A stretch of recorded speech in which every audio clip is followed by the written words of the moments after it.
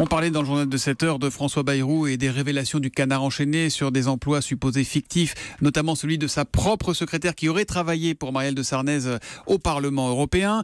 François Bayrou, Yves Tréhard, bonjour. Bonjour Thomas, bonjour à tous. Pour vous, c'est l'égocentriste, l'égocentriste d'Emmanuel Macron. Eh oui, avec Bayrou, Macron avait gagné les points qui lui manquaient pour gagner la présidentielle. Avec Bayrou, Macron pensait avoir trouvé l'allié centriste qui lui permettrait d'avoir une majorité à l'Assemblée. Avec Bayrou, Macron se disait qu'il avait à ses côtés un homme d'expérience, 3 fois candidat à la présidentielle, susceptible de l'aider, de combler sa jeunesse. Sauf qu'aujourd'hui, Macron n'a plus besoin de cet égocentriste difficile à gérer, imprévisible et incontrôlable, de ce béarnais sans doute surcoté qui a longtemps été le chat noir de la droite et qui pourrait devenir, avec cette histoire d'emploi présumé fictif dont vous venez de parler, un ministre encombrant qui n'en fait qu'à sa tête. Et le Premier ministre, hier, en a fait les frais. Ouais, il l'a recadré et Bayrou l'a repris dans la foulée. En fait, François Bayrou, il estime qu'il n'a de leçons à recevoir de personne, absolument personne. Et pour cause, puisque c'est lui le donneur de leçons, le professeur Bayrou.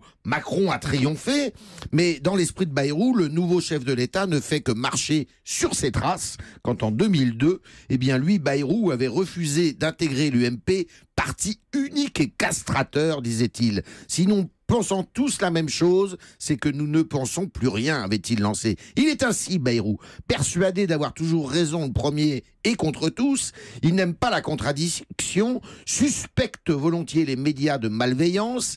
Il voit partout la mainmise des forces de l'argent, y compris d'ailleurs sur Macron avant qu'il ne le rejoigne. Il cède aussi facilement à la tentation complotiste, et cette fois encore, l'affaire d'emploi fictif qui concerne son parti, le MoDem, serait selon lui un coup monté de Hidalgo contre Macron que le maire de Paris déteste. Une histoire qui, si elle s'envenimait, pourrait gêner Emmanuel Macron, vous pensez ou pas ? Oui, car Bayrou, vous le savez, c'est le garde des Sceaux et c'est lui le promoteur du projet de loi sur la moralisation de la vie publique présenté aujourd'hui en Conseil des ministres.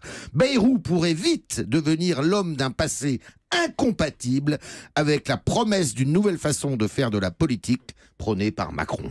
À suivre donc, et à suivre notamment au Conseil des ministres, il y aura peut-être un petit recadrage. On ne sait pas si on nous le racontera ou pas, mais c'est possible. Ça pourrait être un peu tendu ce matin. Possible. Merci beaucoup, Merci. Yves Tréhard.